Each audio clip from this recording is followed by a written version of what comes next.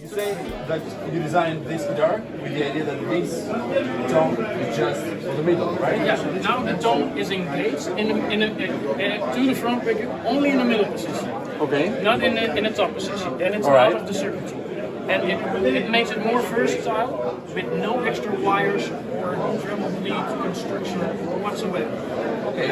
And then, so if you want to the John Mayer is jazz, Yeah. you can achieve them in the middle position with the front figure.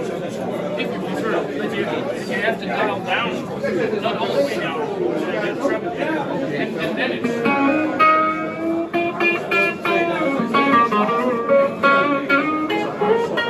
I don't have a very classic attack because I'm using my fingers, so it's not like with the big.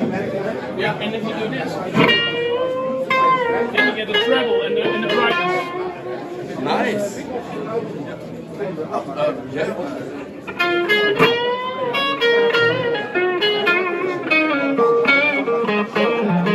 It gets much more attack when you have a big. Yeah. Right?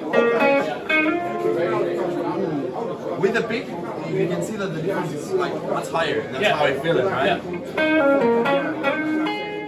Yes, good afternoon. My name is Michiel from Monotone Effects. As you can see, we make distortion pedals. So they're inspired on the Russian post-Soviet Big Muff pedals. So this one is inspired on the Civil War Big Muff fuzz, the Russian one. It's actually the second version that has been produced in Russia back then. This one is inspired on the Bubble Font Big Muff fuzz. So they sound amazing, they sound fat and thick. I think there are a lot of Big Muff varieties available at the moment. However, this one is really true. It's not only the sound, it sounds amazing. It's also the box. It's also the box. I think for a lot of Big Muff fans out there, I think the big box is half the fun. Half the fun is the sound, the other half is the big box. Of course, to have it on your board. So I'm there for everybody that can appreciate the big box distortion pedals. Looks amazing. I think I know my setting before even having it. You see, it's flat.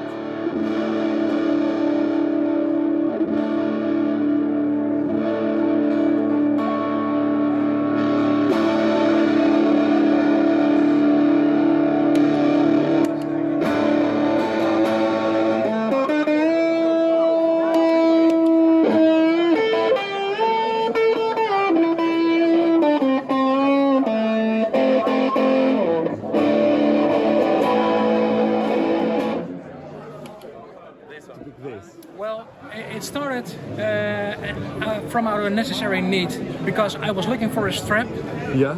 that wasn't available. It was a strap from Prince and it was custom made for Prince. Okay. And I thought, okay, how can I make this strap for myself? So I bought an embroidery machine to make the strap. With that strap, I impressed so many friends, so I got many requests, and it was labor intensive to make. So I had to figure out a way to make them somewhat easier and more presentable for any other customers. So here you have the collection. Sure. But for now, will be this one because there is a little bit of a history to it. Okay. As you see on the banner, these are the straps that we started with in 2015. Okay. From those jacquards that we bought, we could only make 10 straps and then they were sold out.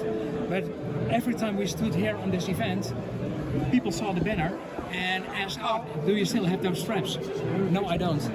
So I found a factory that could custom weave the jacquard for us.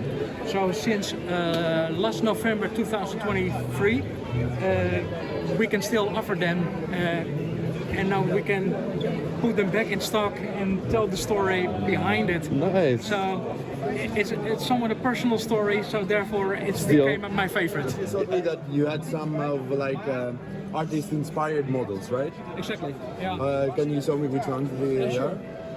As you see on this episode, you see the two straps. This one was used during the recordings from the Beatles by Paul McCartney and George Harrison. This one was used by John Lennon on the rooftop gig. So that's in our custom line now.